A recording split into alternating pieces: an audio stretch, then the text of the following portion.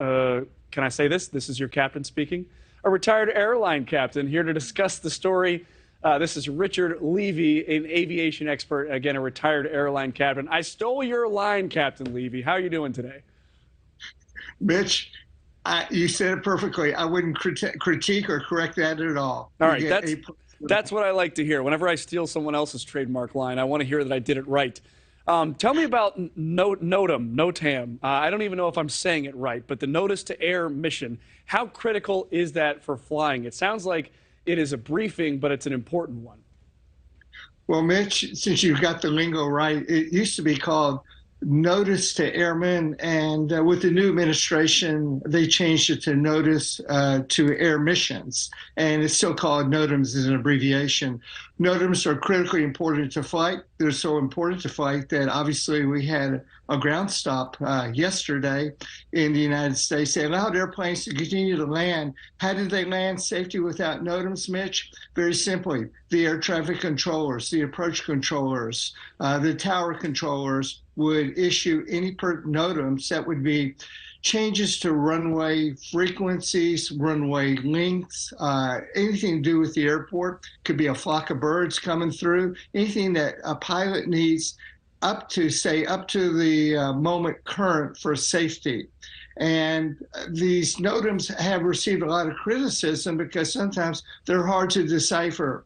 Personally, I was 41 years with a major airline and flew pretty much around the world, and we would have to look at pages of Notems, but the dispatchers, the fine men and women, would decipher the critical ones and advise me and my crew that you need to be careful about landing at such airport because the frequencies have changed, or the instrument landing systems, which we use, Mitch, to land in fog, may be inoperative. So we need to be aware of that. It's basically what's the latest and greatest with an airport that we need to be aware of for safety. So when the database corrupted yesterday, I think the government, the Federal Aviation Administration specifically made the right decision. Let's hold the departures. There's going to be some inconvenience to passengers, but safety is always number one, Mitch. So you can fly without these Notems, but that's kind of how accidents happen. And when you're talking about air travel, you want to avoid every potential for accidents you can, right?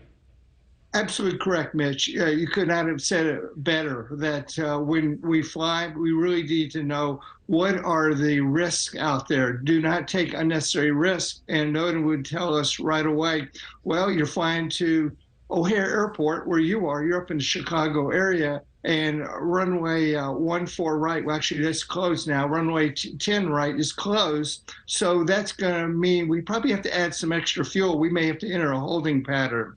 Or if there's runways closed up in Chicago for snow removal, runway 9 left is being closed for snow removal. There's a delay there. Do we have enough fuel to wait around, or do we need to fly up to Milwaukee, get some gas, and come back to O'Hare? It's the latest and greatest. And if a Notem occurs, is published while I'm in the flight, not a problem. The dispatcher will send it through our ACAR systems, Airborne Communications and Alerting System. It'll say a Notem was just issued at O'Hare or Kennedy Airport. Be aware of this when you arrive at the airport, when you plan your approach and landing.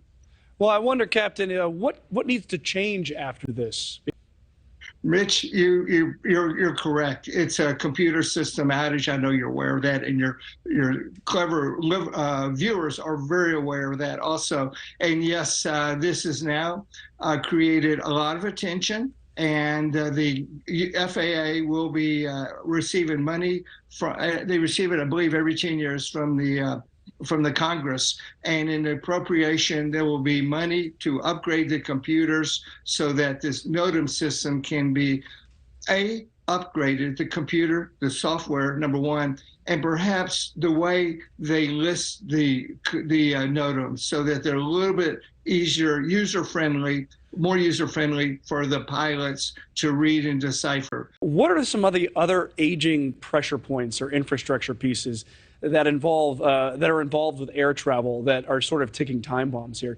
Are there any that come to mind? Well, yes, and I'll be very quick and to the point, Mitch.